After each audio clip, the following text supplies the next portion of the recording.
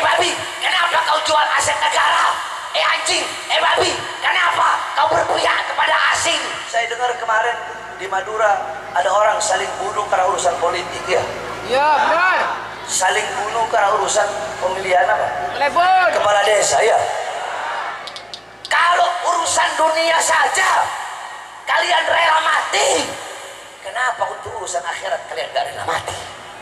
Nah, kalian memiliki darah keberanian, maka jadikan darah keberanian yang mengalir di dalam tubuh kalian untuk berjuang di jalan Allah, membela agama Allah sampai titik darah penghabisan, saudara-saudara. Demi Allah, untuk bangsa, untuk agama, untuk syariat, untuk Islam, untuk merah putih, untuk Pancasila, untuk NKRI, untuk rakyat. Jangankan cuma di borgol, di penjara, nyawa saya, jiwa saya, darah saya murah harganya untuk bangsa dan rakyat Indonesia, saudara. Allahu Akbar, Allahu Akbar, Allahu Akbar. Assalamualaikum warahmatullahi wabarakatuh.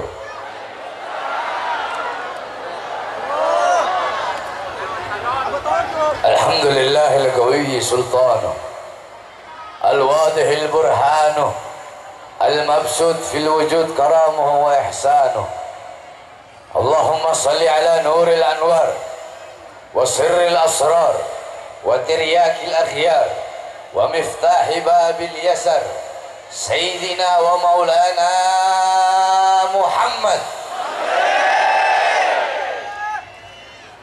Muhammadinil Mukhtar wa alihil athhar wa ashabihil akhyar adada ni'amillahi wa ifdalih, amma ba'd. Yang saya cintai, yang saya muliakan, para alim ulama,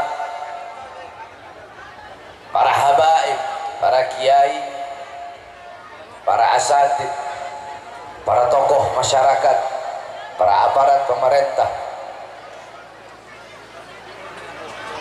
wabil khusus segenap pengurus Front Persaudaraan Islam Madura, Laskar Sakera, beserta seluruh organisasi-organisasi Islam yang lain, wabil khusus Sahibul Bait Al-Ustadz Bahruddin, beserta seluruh hadirin hadirat, bapak-bapak, ibu-ibu, khususnya para pemuda-pemudi umat baginda Nabi besar Muhammad yang selalu dimuliakan oleh Allah Subhanahu wa ta'ala. Saudara-saudara, alhamdulillah 5 tahun sudah saya tidak sempat sampai ke Madura. Tahun 2018 ketika saya diundang ke Madura, 2 hari mau ke Madura, saya udah keburu ditahan. Saya keluar 2020 mau ceramah di Madura, belum sempat ditahan lagi, dibawa ke Nusa Kambangan.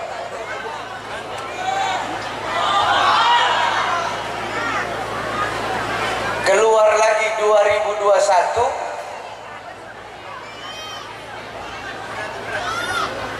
mau ke Madura, ditahan lagi. Heran saya, kenapa kok setiap kali mau ceramah di Madura tuh kok ditahan dulu saya. Tapi orang Madura ini gak ada kapok-kapoknya ngundang saya, heran. Padahal setiap mengundang saya masuk penjara, setiap mengundang saya masuk penjara, setiap mengundang saya masuk penjara. Nah, karena keistiqomahan, karena himmah yang kuat, semangat yang kuat, tekad yang bulat, keinginan yang besar ingin menghadirkan saya, itulah yang membuat pada siang hari ini saya bertatap wajah dengan saudara-saudara sekalian. saya tidak akan lama, saudara-saudara, karena saya tahu sendirilah, saya dalam keadaan ya tidak perlu saya sampaikan. Yang penting kalau orang Madura itu saya datang ngelihat aja udah cukup, iya kan? Udah puas kan? Walaupun nggak ceramah sebenarnya. Yang penting udah datang nginjek, udah penting Habib datang. Jadi saya tidak akan lama, saya hanya sedikit. Tolong jangan ada yang ribut dan dengarkan sedikit nasihat yang ingin saya sampaikan. Saudara-saudara, kita berada di bulan Syawal. Apa itu Syawal? Perhatikan, saya jelasin ini. Kita ngaji. Kita nggak? Apa itu Syawal? Al-Imam Ibn Munzir mengatakan Syawal itu diambil dari kata syalat an-naqatu bidzanabiha. Ayo semuanya ikuti saya.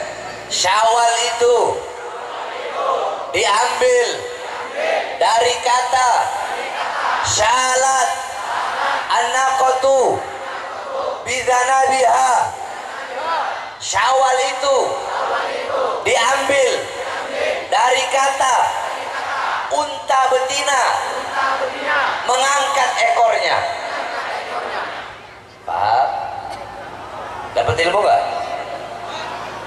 Jadi kata Syawal itu diambil dari kata syalat an-naqatu bidzanabi, unta betina mengangkat ekornya. Loh, Habib bahas bulan Syawal, ini kan bulan Syawal. Masa bulan Syawal saya mau bahas Muharram? Ya.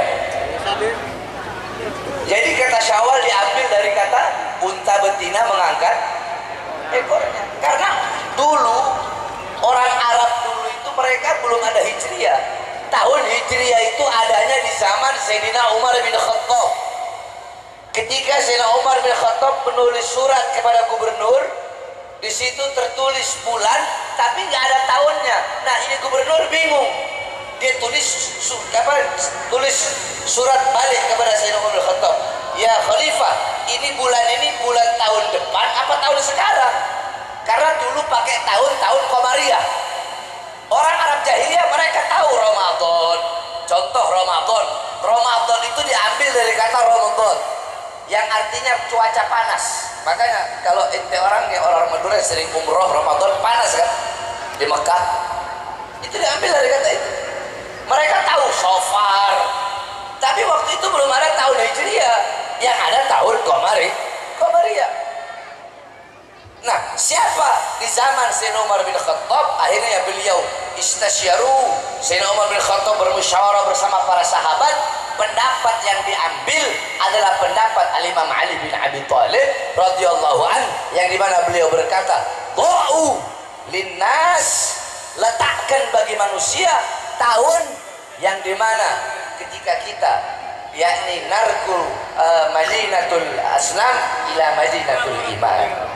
Letakkan bagi manusia tahun mulai kita hijrah meninggalkan kota berhala, kita hijrah pindah meninggalkan pergi ke kota iman. Maksudnya hijrah dari Makkah ke Madinah.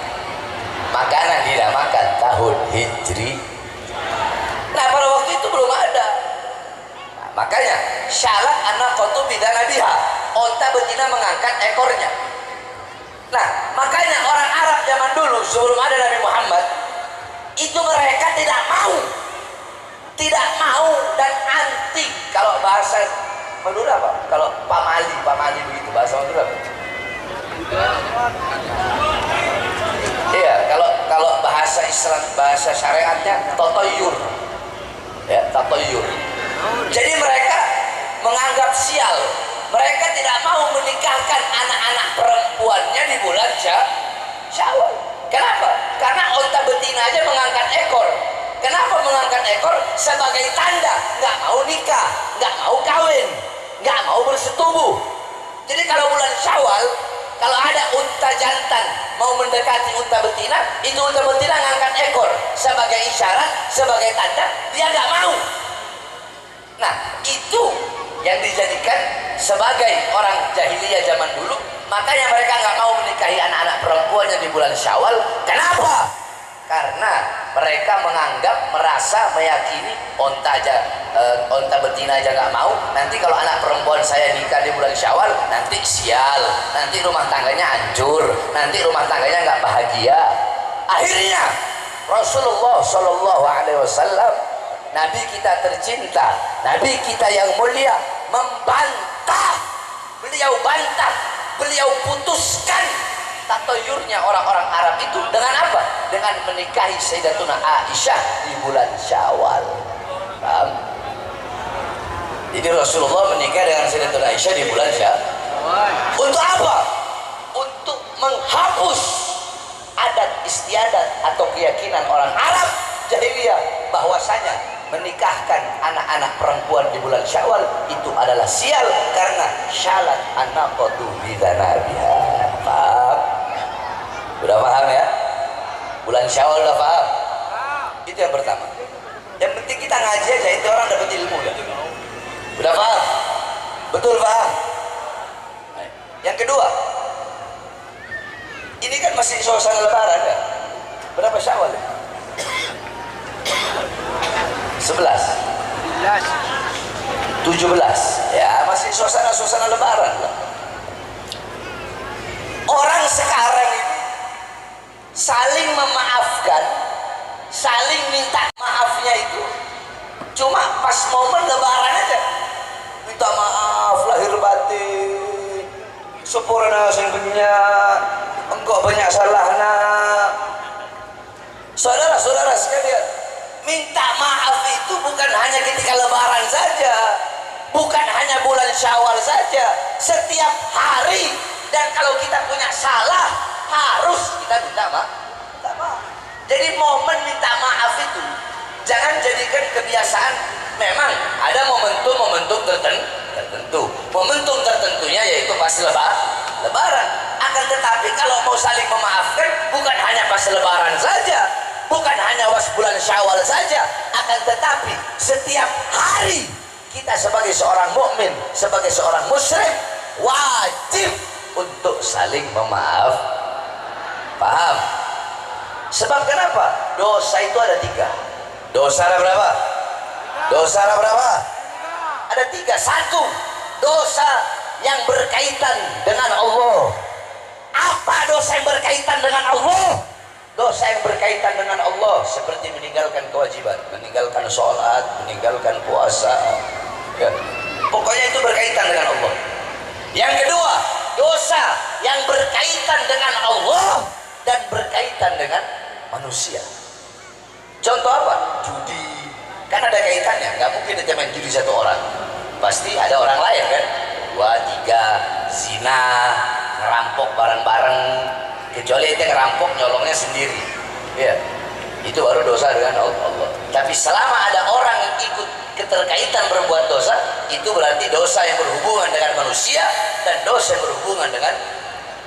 Nah, yang ketiga, dosa yang berhubungan dan berkaitan dengan manusia. Ini yang paling berat, saudara-saudara. Ini yang paling berat. Ente berbuat dosa kepada Allah yang pertama tadi, atau yang kedua, cukup ente bertaubat kepada Allah, taubat nasuha. Allah ampuni kau punya dosa. Sebesar apapun dosa yang pernah engkau lakukan, maksiat yang pernah engkau lakukan, ada yang lebih besar. Apa? Pintu pengampunan Allah Subhanahu wa taala. Tapi kalau yang ketiga tadi, tunggu dulu. Ente punya salah sama orang, contoh ente menzolimi orang. Ketika ente menzolimi orang, itu kaitan ente dengan orang tersebut. Kalau selama ente tidak minta maaf, maka ente akan menjadi khasir, akan menjadi orang-orang yang rugi, menjadi orang-orang yang bangkrut kelak di akhirat. Karena apa? Karena selama ente gak minta maaf, maka selama itu dosa ente tidak akan diampuni oleh Allah Subhanahu wa taala. Kecuali engkau sudah minta maaf, terus orang yang tidak mau maafkan, nah beda cerita. Paham? Ente punya dosa, punya salah sama orang, minta maaf, udah minta maaf sempurna, tapi dia nggak mau memaafkan, ya sudah, kewajiban ente gugur, maka taubat ente diterima oleh Allah Subhanahu wa Ta'ala.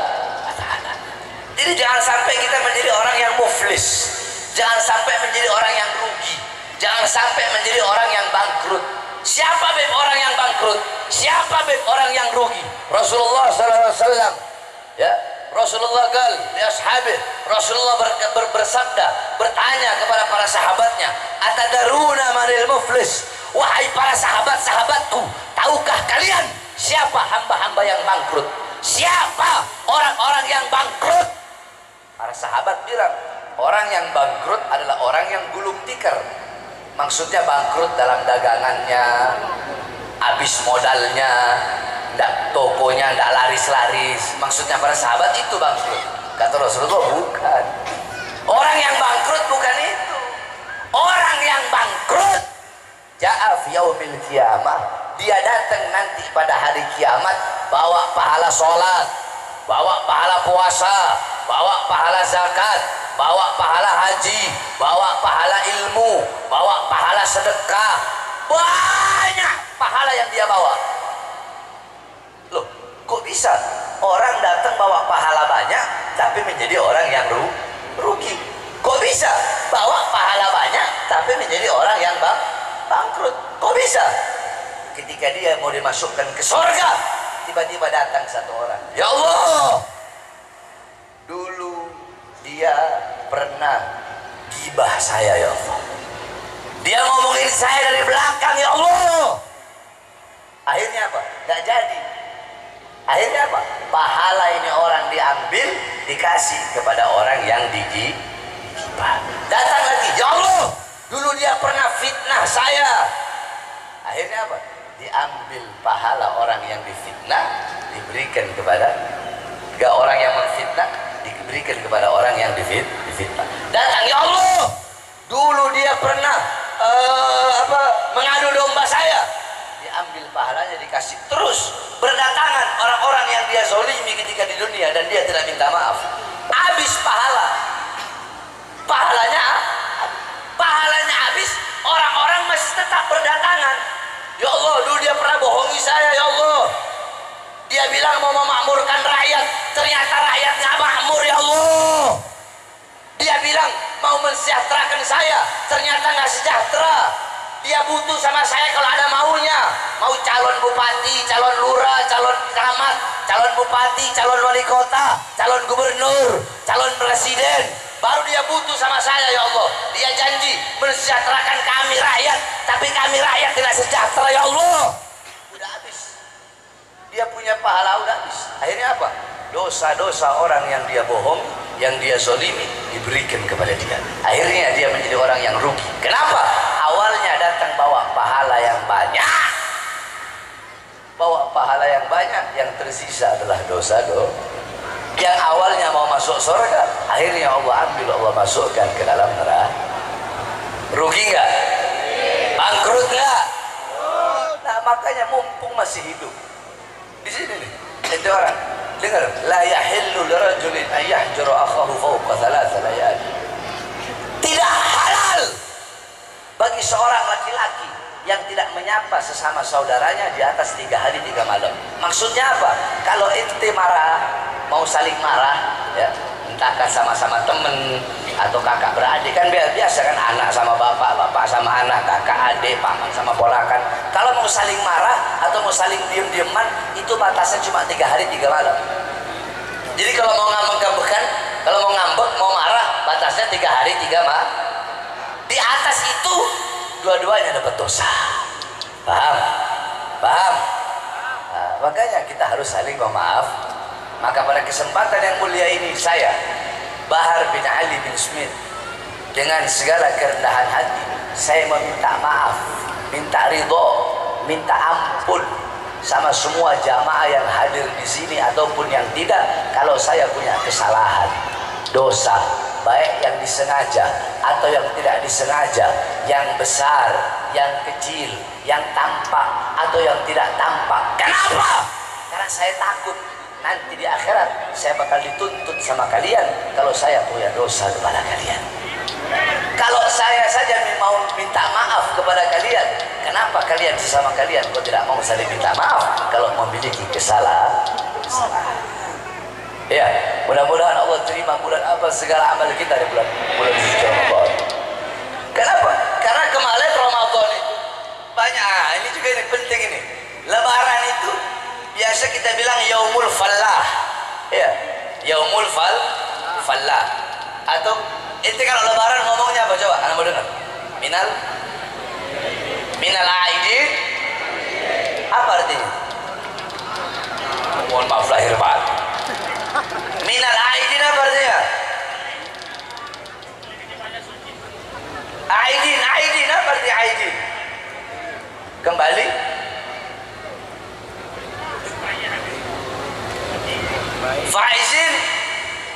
Faizin itu orang-orang yang bukan beruntung. Faizin itu orang-orang yang menang, orang-orang yang juara. Makanya dinamakan yaumul fallah, hari kemenangan. Nah, jadi lebaran itu milik orang-orang yang menang. Loh, kalau menang kan berarti ada yang kalah. Iya kan? Gak mungkin menang gak ada yang kalah. Nah, menang apa? Menang melawan hawa nafsu, menang melawan syahwatnya. Kenapa? Karena Ramadan adalah bulan peperangan. Habib Bahar bahas perang. Iya, cuma Ramadan perang melawan musuh yang terbesar, musuh yang paling besar. Siapa itu? Hawa nafsu. Apa kata Imam Busiri? Kata Imam Busiri di dalam qasidah burdahnya, beliau bilang apa kata beliau dalam qasidah burdah? Apa? Bukan. Beliau katakan di dalam burdahnya, an-nafsu katifli an tuhmilhu syabba ala hubbir radai wa in taftimhu an yanfatimi. Hawa nafsu, syahwat itu bagaikan bayi yang menyusui. Kalau tidak disapih, sampai kapanpun dia bakal nyusu. Dulu kalau kita orang masih kecil kan, kalau kita menyusui ibunya kita, itu kan biar kita berhenti. Ibu-ibu kita biasanya ngasih kalau di Sulawesi di tempat saya itu dikasih apa yang pahit itu, ini pepaya, bukan kapur, ininya getah pepaya dikasih, sehingga itu namanya disapi. Iya kan? Kalau nggak disapi sampai sekarang masih nyusu. Nah, kita adalah seorang ibu. Anaknya siapa? Hawa nafsu. Anaknya siapa? Syahwat. Jadi jangan sampai kita yang dikendalikan oleh hawa nafsu, jangan sampai kita yang dikuasai oleh hawa nafsu. Tuba liman kana aqluhu amira wa hawahu asira, fawailun liman kana aqluhu asira wa hawahu amira. Sungguh beruntung, sungguh berbahagia bagi orang-orang yang akalnya menjadi raja sedangkan nafsunya menjadi budak. Dan sungguh celaka bagi orang-orang yang akalnya menjadi budak sedangkan nafsunya menjadi raja. Kita manusia Allah ciptakan sempurna, punya akal juga punya nafsu. Malaikat punya nafsu gak? Malaikat gak punya nafsu, cuma malaikat Allah ciptakan akal tapi tidak punya nafsu. Makanya malaikat selalu taat, tidak pernah bermaksiat, tidak pernah membangkang, tidak pernah melawan, tidak pernah membantah perintah Allah. Kenapa? Karena malaikat tidak punya nafsu, cuma punya akal. Binatang punya nafsu, tidak punya akal. Kebalikannya. Makanya nggak usah heran kalau ada sapi di Sampang banyak sapi. Kalau itu sapi nanti makan rumput tetangga, jangan kalian marahin yang punya sapinya, karena sapinya otak punya, akal tak punya, dia nggak tahu itu rumput punya tetangga. Jadi wajar, betul. Kucing mencuri, kucing nyolong, wajar. Karena binatang. Awaluhu turab wa akhiruhu turab. Awalnya tanah, kembali ke tanah. Saya tanya, binatang nanti ditanya nggak di akhirat? Diminta pertanggungjawaban nggak? Hitung-hitungan nggak? Anjing, babi, ditanya nggak sama Allah ntar di akhirat?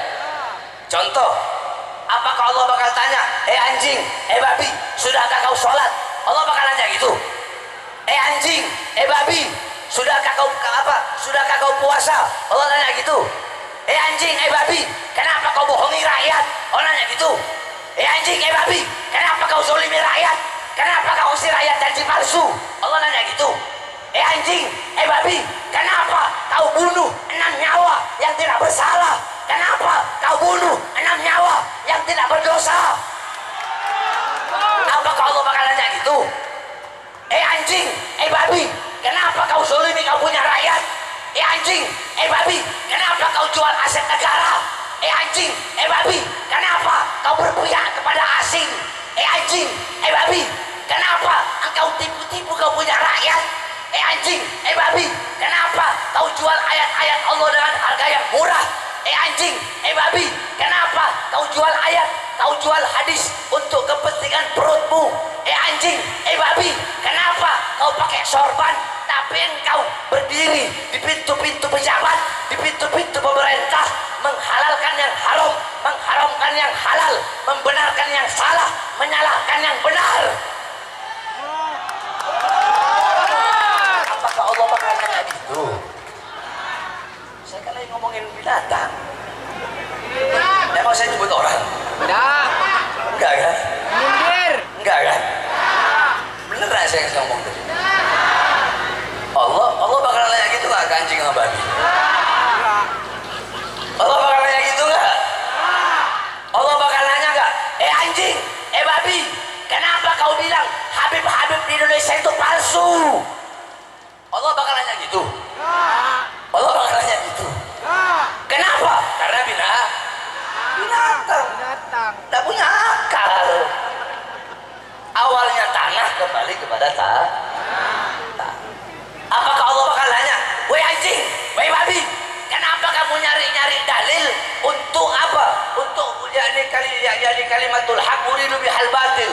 Kenapa kamu cari-cari dalil tetapi dengan untuk tujuan yang batil, untuk tujuan yang salah, untuk menghilangkan, untuk merampas, untuk mencuri, untuk merampok hati, keyakinan, kecintaan dalam hati orang-orang yang beriman kepada anak cucu Rasulullah? Apakah Allah bakal nanya gitu? Kenapa Allah nggak tanya? Karena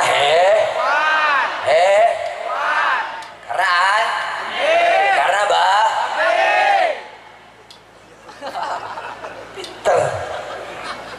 pinter ya, pinter yang betul. Nah, malaikat punya akal nggak punya binatang punya nafsu nggak punya kita manusia sempurna. Apa-apa yang tidak dipunya oleh malaikat kita punya. Apa?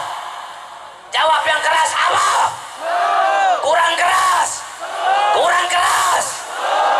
Nah, apa-apa yang tidak dipunya oleh binatang kita punya. Jawab yang keras apa? Jawab yang keras apa? Berarti intinya apa sih? Intinya barang siapa yang akalnya menguasai nafsunya, akalnya menundukkan nafsunya, akalnya mengalahkan nafsunya, kedudukan itu orang lebih tinggi dari malaikat.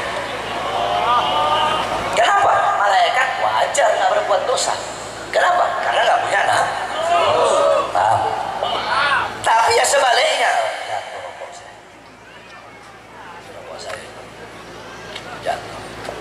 Sebaliknya, barang siapa yang nafsunya menguasai akalnya, nafsunya memperbudak akalnya, nafsunya menguasai akal, memperbudak akal, mengalahkan akal, sehingga dia terjerumus ke dalam perbuatan dosa, maksiat, dhalalat, mungkarat, sayyi'at, maka kedudukan dia lebih rendah daripada binatang.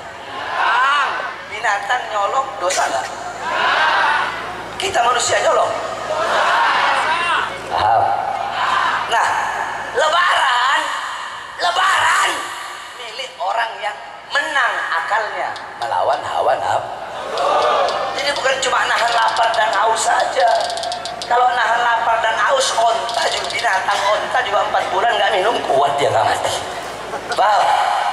Paham?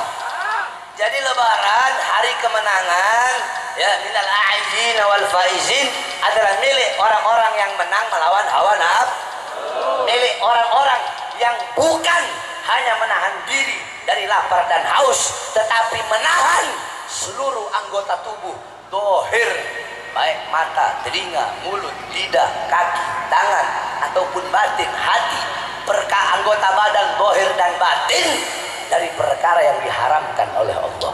Jadi bukan cuma nahan lapar dan haus, tapi menahan seluruh anggota tubuh dari perkara-perkara yang dilarang oleh Allah Subhanahu wa Ta'ala. Itulah hakikatnya orang-orang yang mendapatkan kemenangan di hari Syawal. Paham? Nah, yang tahu cuma diri ente sendiri. Ente menang apa enggak? Gitu aja. Ente menang apa kalah? Yang tahu siapa? Diri ente sendiri. Terus Beb, bagaimana caranya kita bisa tahu puasa kita diterima atau tidak? Mau tahu nggak? Mau tahu apa tidak? Yakni tazidut ta'ah, bertambah ketaatan.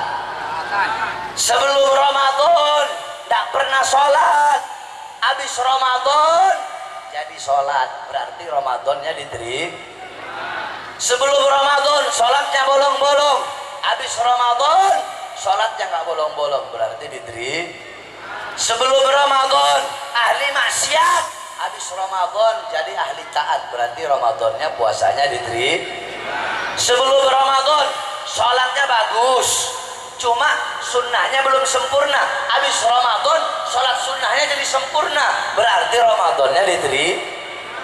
Sebelum Ramadan buruk, sesudah Ramadan buruk, sama saja, tidak bertambah ketaatannya, berarti tidak diterima. Gampang, lihatnya begitu aja menurut para ulama. Paham? Karena udah mau duhur, wasiat saya yang terakhir kepada seluruh masyarakat Madura, khususnya masyarakat Sampang, dan lebih khususnya lagi kepada laskar-laskar Sakera. Darah kalian, darah Madura, tidak diragukan keberaniannya. Saya tahu, tidak diragukan darah keberanian. Orang Madura mau tinggal di mana aja hidup mereka. Sampai di Perancis ada, saya punya murid orang Madura, Arifin namanya. Hidup dia di Perancis sana sendiri. Orang Madura mau hidup, mau di tengah laut, hidup dia. Kenapa? Semangatnya kuat, kemauannya kuat. Emang udah darah, mau bagaimana? Betul? Nah, kalian memiliki darah keberanian, maka jadikan darah keberanian yang mengalir di dalam tubuh kalian untuk berjuang di jalan Allah, membela agama Allah sampai titik darah penghabisan, saudara-saudara. Jangan pernah takut untuk menyampaikan kebenaran. Saya dengar kemarin di Madura ada orang saling bunuh karena urusan politik, ya. Iya, benar. Saling bunuh karena urusan pemilihan apa? Telepon. Kepala desa, ya. Kalau urusan dunia saja kalian rela mati, kenapa untuk urusan akhirat kalian gak rela mati? Betul. Kalau buat bela lurah rela mati, kenapa buat bela kiai, bela ustaz gak rela mati? Betul. Kalau demi lurah, demi kepala desa rela mengorbankan nyawa, kenapa buat anak cucu Nabi kalian gak rela mengorbankan nyawa? Maka saya tanya kepada orang Madura, siap atau tidak mengorbankan nyawa demi ulama, demi ustaz, demi kiai, demi habaib? Siap korbankan nyawa, siap korbankan darah. Allahu Akbar, Allahu Akbar, Allahu Akbar. Dan saya sampaikan, saya Bahar bin Ali bin Smith tidak akan pernah kapok, tidak akan pernah capek walaupun diborgol tangan saya kemarin, diborgol tangan saya, diborgol perut saya, diborgol kaki saya, saudara-saudara. Tangan diborgol, perut diborgol, kaki diborgol, dipertontonkan, saudara-saudara. Ini loh anak cucu Rasulullah melawan kami pemerintah, kami borgol, kami penjarakan, apalagi cuma kalian. Saudara-saudara, saya berkali-kali masuk penjara untuk apa? Untuk membela rakyat. Yang saya bela rakyat, kalian tahu, saya baru bebas. Siang bebas, malamnya saya ceramah. Malamnya saya ceramah, besoknya langsung dibawa ke Nusa Kambangan. Kenapa? Katanya ceramah saya provokasi. Katanya ceramah saya meresahkan. Pertanyaannya, apa isi ceramahnya, Bim? Ya, mau tahu? Apa ceramah yang dibilang provokasi, yang dibilang meresahkan, sehingga menyebabkan saya dibawa ke Nusa Kambangan? Isi ceramahnya begini. Waktu itu lagi musim-musim awal PSBB Corona, lagi ketat-ketatnya ya kan? Ya, tuh. Nggak pada boleh keluar kan? Saya bilang, hei presiden, hei pejabat, hei aparat, kenapa rakyat kalian kurung dalam rumah, nggak boleh keluar, tapi tidak kalian penuhi kebutuhan pokoknya, makannya, minumnya, kalian mau bikin mati rakyat? Itu isi ceramah saya. Itu provokasi. Bukan. Provokasi. Meresahkan. Tidak. Meresahkan atau pembelaan? Pembelaan. Berarti yang goblok siapa? Saya apa mereka? Mereka. Yang goblok siapa? Mereka. Saya apa mereka? Ceramah seperti itu dibilang meresahkan, padahal yang saya bela siapa? Siapa? Yang kedua, saya bilang ibu-ibu, saya bilang, hei pejabat, hei aparat, mal-mal pilih asing, perusahaan-perusahaan asing tetap buka di masa corona, tetapi warung-warung kecil, toko-toko kecil milik pribumi kalian paksa untuk tutup. Itu provokasi, meresahkan. Terus apa itu? Siapa yang saya bela? Siapa yang saya bela? Berarti yang goblok siapa? Saya apa mereka? Yang nggak sekolah siapa? Saya apa mereka? Yang ketiga saya bilang, woi, berapa banyak pengangguran di Indonesia, anak-anak muda yang tidak punya kerjaan, tetapi di masa corona ini, di musim corona ini, tenaga kerja terus kalian kirim dari Cina ke daerah Morowali, Sulawesi. Salah nggak saya ngomong begitu? Salah tidak? Salah tidak? Saya tanya nih masyarakat Madura, itu tiga tadi, kalian merasa terwakili nggak? Merasa nggak? Merasa nggak?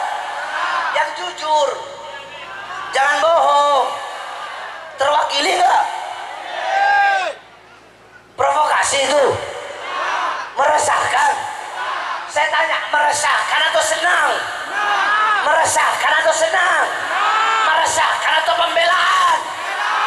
Salah. Ceramah saya meresahkan, tapi ceramah itu meresahkan bagi orang-orang yang mengatakan itu meresahkan. Paham nggak? Ceramah saya meresahkan pengkhianat bangsa. Ceramah saya meresahkan koruptor. Ceramah saya meresahkan orang-orang yang ingin menjual aset-aset negara. Betul? Betul? Yang saya bela rakyat, rakyat yang susah, rakyat yang kelaparan, rakyat yang menderita. Makanya saya malam ini bersumpah, demi Allah, untuk bangsa, untuk agama, untuk syariat, untuk Islam, untuk merah putih, untuk Pancasila, untuk NKRI, untuk rakyat. Jangankan cuma diborgol, di penjara, nyawa saya, jiwa saya, darah saya murah harganya untuk bangsa dan rakyat Indonesia, saudara. Allahu Akbar, Allahu Akbar, Allahu Akbar. NKRI harga mati, harga mati, harga mati. Siap bela Indonesia, siap mati demi rakyat, siap mati demi Pancasila, siap mati demi ulama, siap binasa demi Indonesia. Allahu Akbar, Allahu Akbar, Allahu Akbar. Orang Madura, saya tanya sekali lagi, jawab yang keras. Kalian giliran lagi mau carok teriak-teriak keras-keras, giliran mau bela Islam kalian lembek. Ayo yang keras saya tanya, siap mati demi ulama, siap hancur demi ulama, siap bela habaib, siap mati demi habaib, siap tumpahkan darah Madura kalian demi habaib, siap tumpahkan korbankan nyawa kalian demi habaib, demi ustaz, demi kiai, demi Islam, demi merah putih, demi Indonesia. Allahu Akbar, Allahu Akbar. Mudah-mudahan Allah hancurkan orang-orang yang zalim. Allah hancurkan ulama-ulama yang zalim juga. Mudah-mudahan Allah jadikan negara kita negara makmur, jaya, sentosa, tenang, aman. Amin ya Rabbal. Terakhir,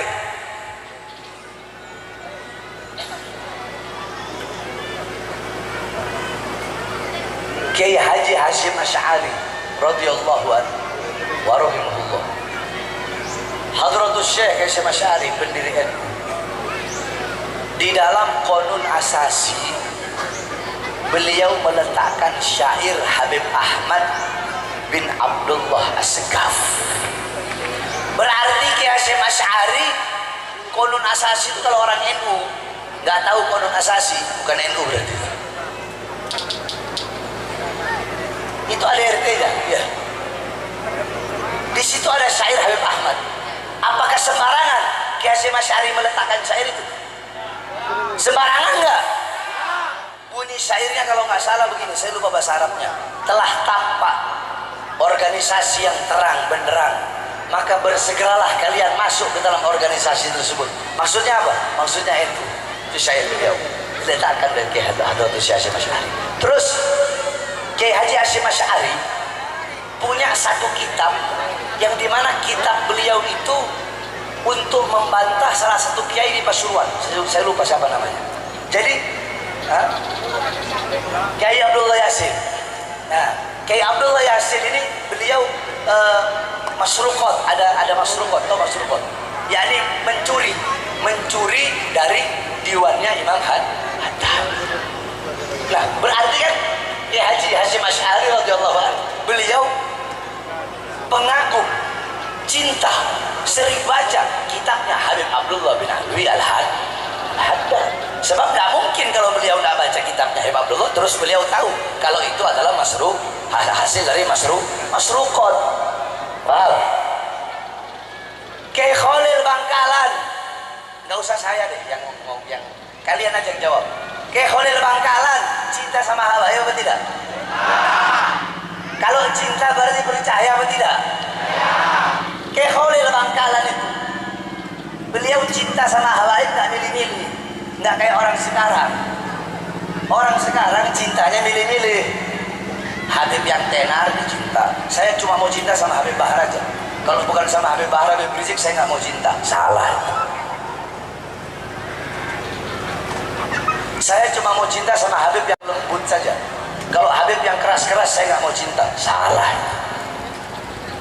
Yang benar itu mau Habib besar, mau Habib kecil, mau Habib tua, mau Habib muda, mau Habib tenar, mau Habib nggak tenar, mau Habib bagaimanapun tetap cinta. Seperti siapa? Itu yang diajarkan sama Syekhona Khalil. Kiai Khalil Bangkalan sampai beliau bisa nyium. Apa kalau bahasa Maduranya bikinin minum apa? Bahasa Maduranya? Hah? Siapin air. Nyiapin air. Beda Habib. Padahal nggak ada siapa-siapa. Nyiapin air. Beda Habib. 5 menit, 10 menit kemudian datang. Muridnya kaget. Kiai Oneng dari mana? Tahu dari mana? Saya nggak tahu. Tahu dari mana? Hah? Oh neng ning kemah.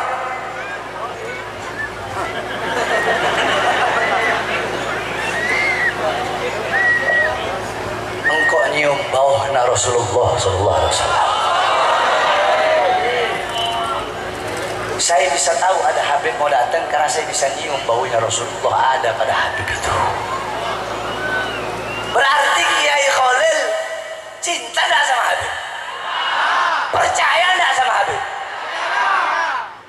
Kiai Hamid Pasuruan, Kiai Hasan Genggong, Kiai As'ad Situbondo, Kiai Samsul Arifin, Kiai Mbah Abdul Karim Lirboyo, pernah Syekh Khalil itu mengijazahkan Rotib Haddad sama beliau. Nah beliau-beliau ini percaya sama cinta sama Nah ada ustadz sekarang, ustadz zaman now, kiai zaman now, nggak percaya. Katanya habaib di Indonesia itu nggak ada. Habaib di Indonesia katanya palsu. Katanya belum terbukti secara ilmiah. Saya kalau mau bawa dalil kepanjangan sampai malam nanti. Kalau dia bilang 3 hari 3 malam, kalau saya 1 bulan nggak habis kita bakal bahas.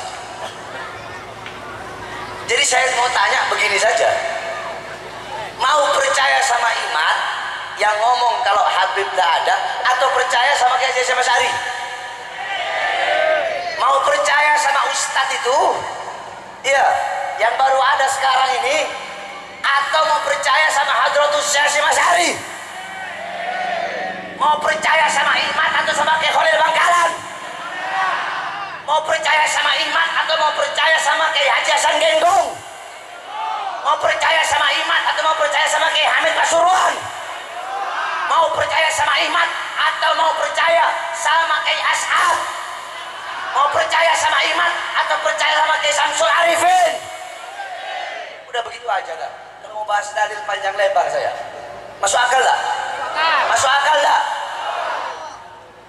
Makanya jangan terpengaruh dengan hal-hal seperti itu. Tapi tetap, itu cuma 1 orang yang begitu. Saya kasih tahu, ini dulu dia itu FPI. Dulu FPI. Nyalon bupati gak didukung sama FPI karena FPI kan gak ada urusan politik. Mungkin sakit hati gak tahu. Kalau dulu, sekarang begini. Kalian lihat saya. Dari dulu sampai sekarang sama nggak? Sama atau berubah ceramah saya? Sama atau berubah? Sama atau berubah? Nah kalau dia dulu ceramahnya beda. Kita harus cinta sama habaib karena masih FPI. Habaib itu anak cucu Rasulullah, harus kita agungkan, harus kita hormati. Sekarang beda. Habaib tak ada. Sayyidina Ahmad Al-Muhajir tidak punya anak yang bernama Ubaidillah, terputus. Saya sudah teliti begini-begini. Saudara-saudara sekalian yang dimuliakan oleh Allah, saya kan udah bilang, kalau dia bilang 3 hari 3 malam, saya 1 bulan, saya bilang cepat masalah ini 1 bulan ayo. Di sini banyak ustaz sini ada kiai ustaz. Oke, saya tanya, Ustaz Kiai Fahri mana? Kiai, seborang nggak Kiai?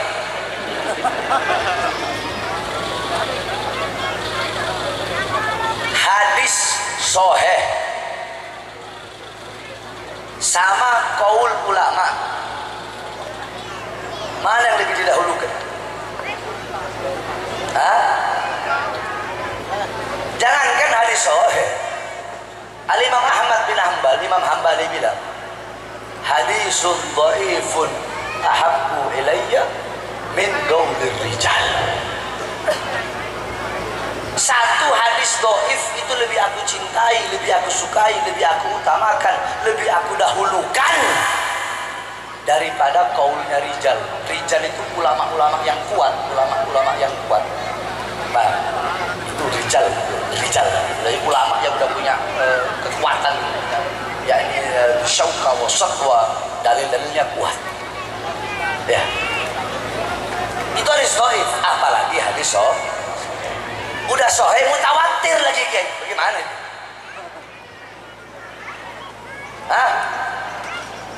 Udah sahih Mutawatir perawinya banyak. Kiai, coba kiai di sini jawab bareng-bareng. Mau dahulukan, mau utamakan, mau milih mana? Hadis sahih yang mutawatir atau qaul ijtihad ra'inya ulama? Ayo kiai Madura di sini. Hadis sahih ini jawaban kiai. Tidak perlu saya jawab. Ada satu hadis. Ini buat penutup. Riwayat Imam Tabrani dalam kitab Mu'jamul Kabir, hadis dari jalur Sayyidina Abdullah bin Mas'ud radhiyallahu anhu. 1. 2. Hadis yang diriwayatkan oleh Al-Imam Hakim dalam Mustadraknya. 3. Imam Baihaqi dari jalur Sayyidina Umar bin Khattab dalam kitab Musnadnya. 4. Imam Ahmad lewat 2 jalur hadis. Hadis Musawwir ibn Makhramah sama hadis jalur hadis Abu Sa'id Al-Khudri dalam kitab Sunannya. Berarti perawinya ada sahih. Mungkin pernah dengar kayak sini, nggak mungkin kalau nggak tahu. Apa bunyi hadisnya? Qala Rasulullah sallallahu alaihi wasallam, kullu sababin wa nasabin au fi riwayah sihrin munqati'un yaumal qiyamah illa sababi wa nasabi au fi riwayah sihri. Rasulullah SAW bersabda, segala sesuatu sebab apapun, hubungan apapun, kekerabatan apapun, ya, nasab manapun, garis keturunan siapapun. Saya bahas nasab dulu, sebab jangan sampai salah paham. Oke lah, di situ bahasanya nasab apa ahlul bait? Nasab apa ahlul bait? Kalau ahlul bait oke lah, kita ambil yang paling sahihnya. Ahlul bait itu adalah ahlul kisah. Imam Ali, Imam Hasan, Imam Husain, Sayyidah Fatimah, Rasulullah yang diselimuti oleh Jibril. Kita ambil yang paling utamatnya. Tapi di situ lafaz hadisnya apa? Ahlul bait apa nasab?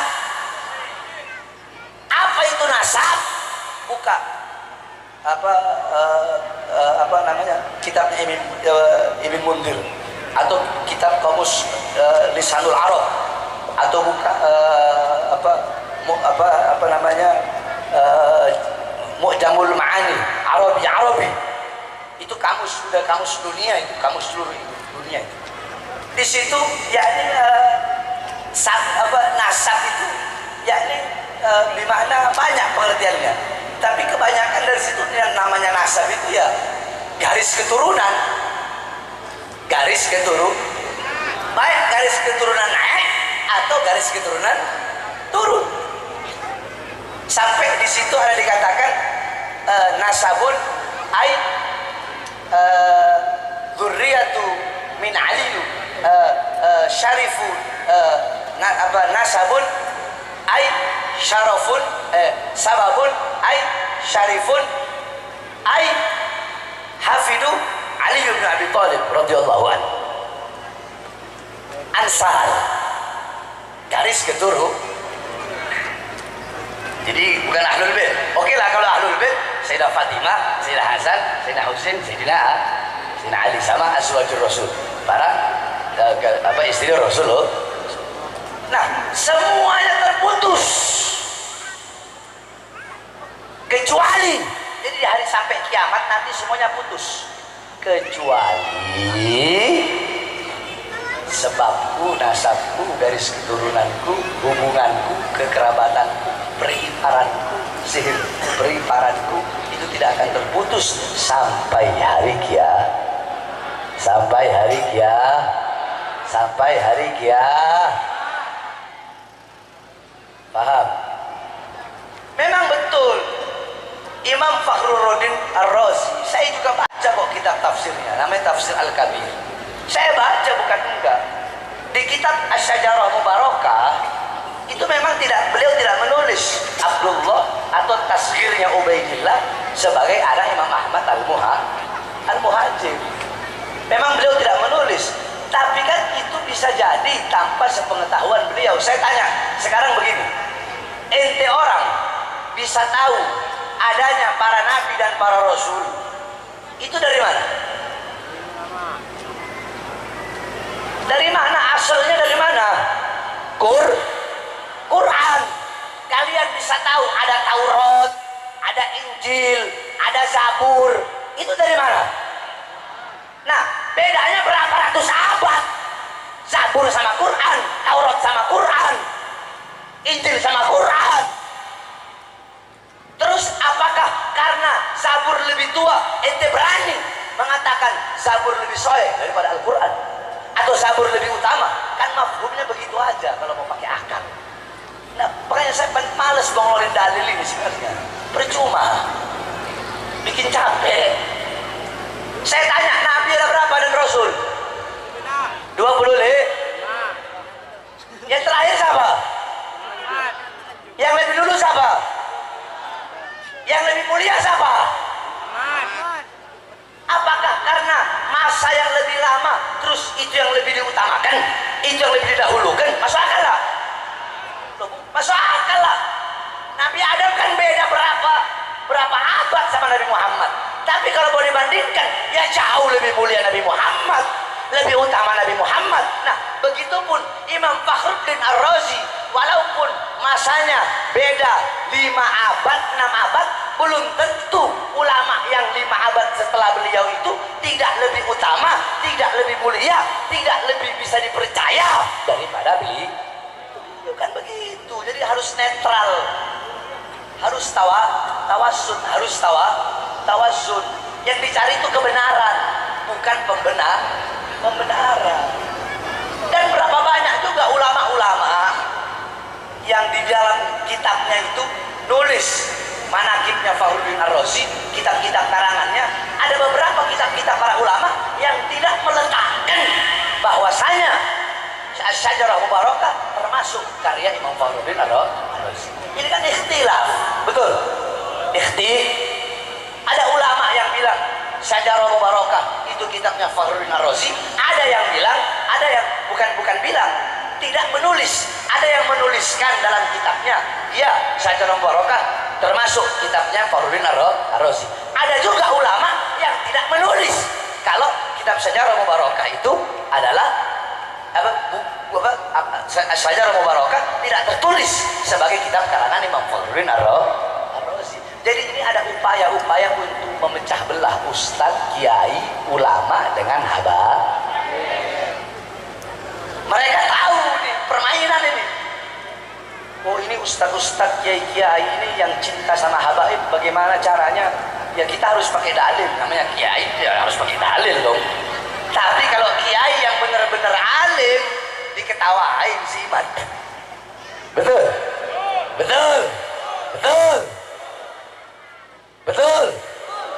Jadi dalam masalah ini udah tawakuf. Sebagai orang awam, ente orang tawakuf. Jadi terserah, anak nggak mau ngasih pendapat. Semua tergantung ente. Ente mau percaya ada Habib, Habibnya nggak untung. Ente nggak percaya, Habibnya nggak rugi. Ente mau percaya ada Habib, Habibnya nggak jadi hina, nggak juga tambah mulia. Ente nggak percaya, nggak juga menjadi hina. Jadi terserah ente. Maka saya tutup pernyataan saya. Keyakinan kalian baik berdasarkan ilmu atau berdasarkan guru-guru kalian atau apapun dari yang kalian dengar atau yang kalian teliti atau yang kalian pelajari, adanya habaib, adanya syaraif, adanya sadah. Habaib jamak dari habib, sadah jamak dari sayyid, syaraif atau ashraf adalah jamak dari syarif. Nah, itu ente mau yakin ada atau tidak, maka seperti itu jugalah kadar keimanan kalian kepada Allah dan kepada Rasulullah. Saya tutup ya. Ente mau percaya habaib atau Sayyidina Ubaidillah dari Ahmad Al-Muhajir. Ente mau percaya atau tidak, kepercayaan ente itu, keyakinan ente itu yang menentukan kadar keimananmu. Awas, ini bahaya, ini masalah iman. Itu yang menentukan kadar keimanan. Awas, itu yang menentukan kadar keimananmu. Dan itu juga yang menentukan engkau membahagiakan Rasulullah atau kamu bakal bikin nangis Rasulullah SAW. Itu yang menentukan kau bakal bahagia dunia, celaka dunia, bahagia akhirat atau celaka dunia. Itu juga kepercayaan kalian, keyakinan kalian, itu juga yang menentukan nanti di akhirat kalian bakal dihalalkan melihat wajah indah Rasulullah atau diharamkan melihat wajah indah Rasulullah SAW. Semua tergantung kalian. Saya tidak mau memberikan pendapat apapun. Wallahu a'lam bishawab. Mudah-mudahan bermanfaat. Wal afu minkum. Wassalamualaikum warahmatullahi wabarakatuh. Sebelum saya tutup dulu. Tojo. Jare mole.